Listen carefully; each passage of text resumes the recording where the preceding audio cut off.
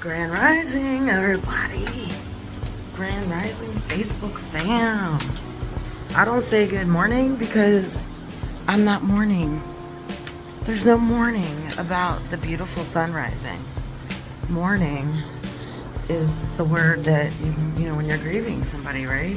You need to understand that a lot of words, the meaning of words, and how the evil powers that be have manipulated words for us. So there's no good morning because you're not mourning. Right then and there, the first start of the day when you say good morning, you're already cursing your day because you're going to be mourning all day? Fuck no. So, excuse my language, but it's Grand Rising. Grand Rising, everyone. So it's about 5:30 a.m. here in Ocean City, Maryland. Excuse me for my bad habit, but I'm up early. I usually get up early most of the time, not all the time, but I try to because it's great to rise with the sun. It's good for your body, good for your mental health. And I'm walking out to the board. Look how freaking beautiful it is out here. It is gorgeous. There's nobody out here right now, but hey, we got some over here, but the moon is still out. Of course, you see the moon. Right? And up there is my balcony. So I've been watching the moon since 4 a.m. But I wanted to talk to you guys about energy vampires and how you can protect your energy from people like this. Now, there are two types of energy vampires. There are some who know they're energy vampires. And yeah, they're like real vampires. Like the Twilight's freaking real, right? When you think of vampires, you think of like them sucking blood.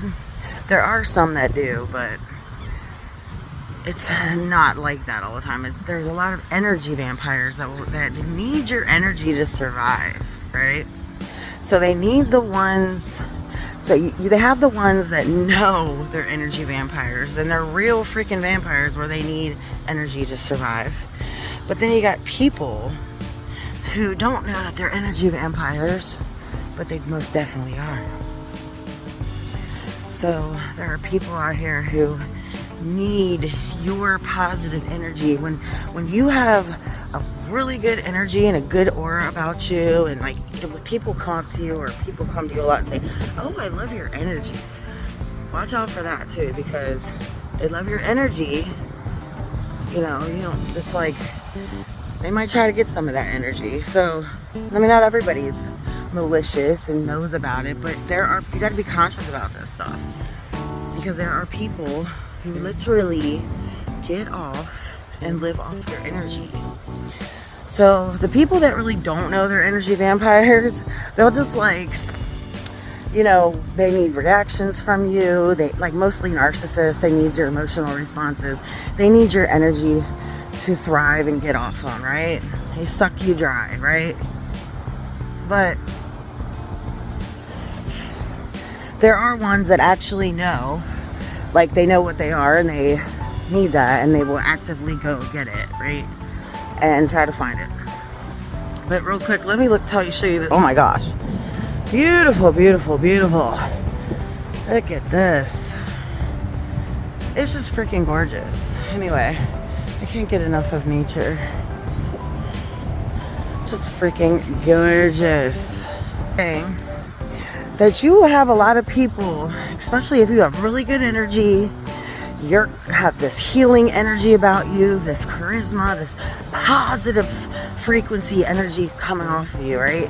And that's me. I know there's a lot of people like me, but you have this beautiful energy, this beautiful aura around you, and you attract so many people, especially broken people and energy vampires. They are attracted to your energy. They actually become addicted to your energy because they need that shit, right?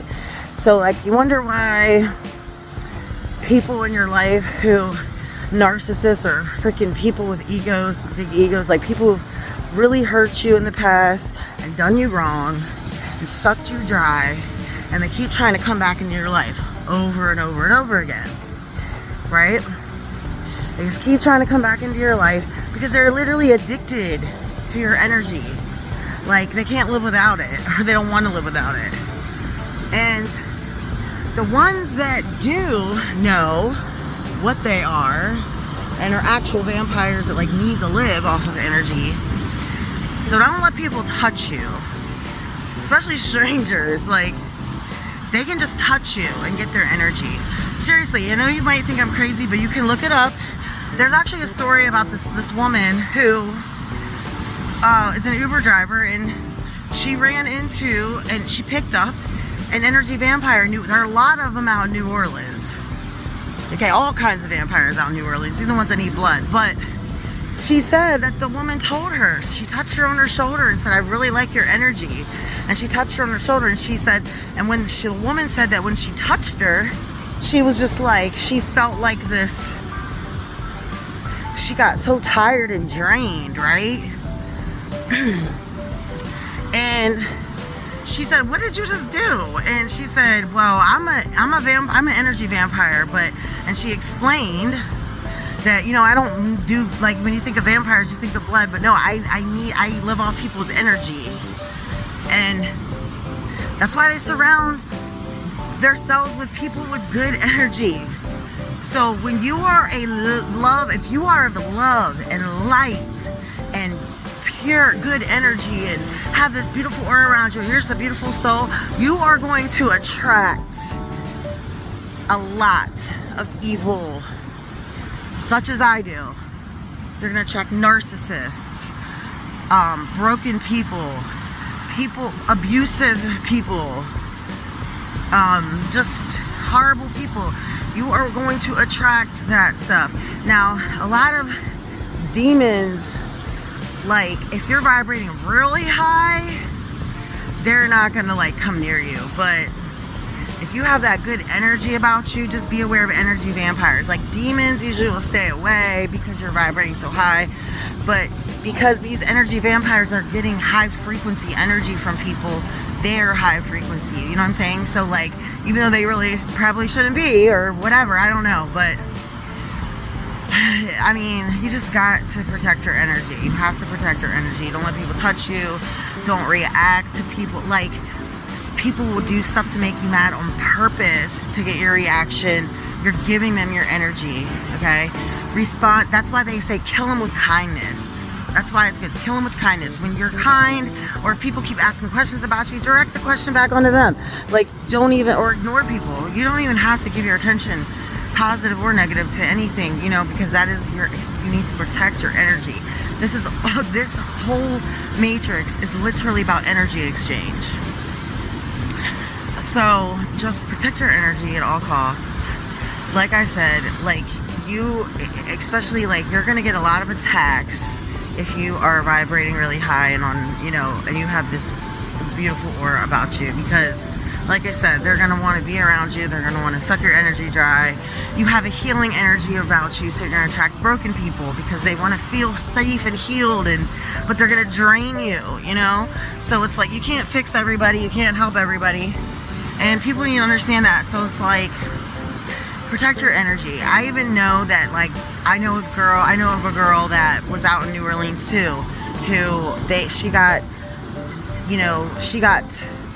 targeted by a group of vampires.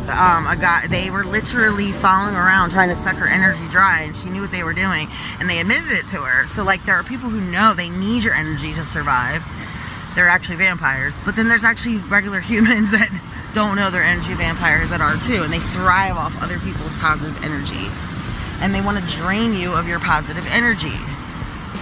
Okay, like, it gives them a boost, or it gets them off, like, and they thrive off of that, you know, creating chaos, creating confusion, creating, you know, frustration and heartbreak and all this stuff. That's what they do. So it's like, you don't want, and that's what happens, like, when you give your energy to that. Especially, like, you know, when you have people in your life who have hurt you really bad, abused the fuck out of you, or done you wrong really bad, and then they keep trying to, and then you finally break free of them, but then they keep trying to come back into your life all the time, years and years later, and you're just like, I mean, I've had that with so many people. There's not one person in my life there's not one person who has been in my life that I don't wish I had back in my life, or I don't yearn to have back in my life. I don't message people trying to get people back in my life, except for friends that I'm still on good terms with, that we never really fell off, you know? But it's like, I don't understand the mindset of some people, like, you know, you did this person wrong, you know, you created chaos in their life, so, but you keep trying to come back in their life because they don't care. They're literally addicted to you. Like, it's crazy.